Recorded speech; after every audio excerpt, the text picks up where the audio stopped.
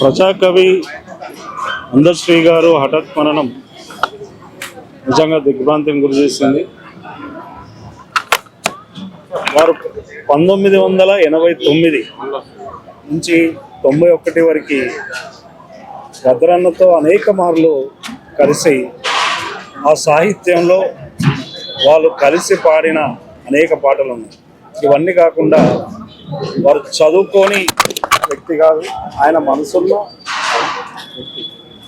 వారు తెలంగాణ ఉద్యమంలోనే అనేక సామాజిక కోణంలో పాటలు రాసి యావత్ తెలంగాణ ప్రజల్ని, తెలుగు ప్రజల్ని ఒక దిక్సూచి వైపు ప్రయాణించారు. ఆయన రాసిన ప్రతి పాట మనం గమనించినప్పుడు మిత్రులారా ఎంతో జ్ఞానవంతంగా ఉంటాయి, ఎంతో చైతన్యవంతంగా ఉంటాయి. మరీ ముఖ్యంగా గద్దర్ ఫౌండేషన్ ఏర్పాటు విషయంలో వారు తీసుకున్న చొరవ ఎప్పటికీ మర్చిపోంది. వారు గద్దరన్నతో, గద్దర్ ఫౌండేషన్తో ఉన్న అనుబంధం విడదీయింది. తన పాటలతో, తన అభినయంతో ప్రజల్ని గుండెల్లో ఎప్పటికీ నిలిచి ఉంటాడు. ఒక విప్లవ పాటల నేపథ్యంతో నడిచే తన గానాన్ని, తన సాహిత్యాన్ని ప్రజలు ఎప్పుడు గుర్తుపెట్టుకుంటారు.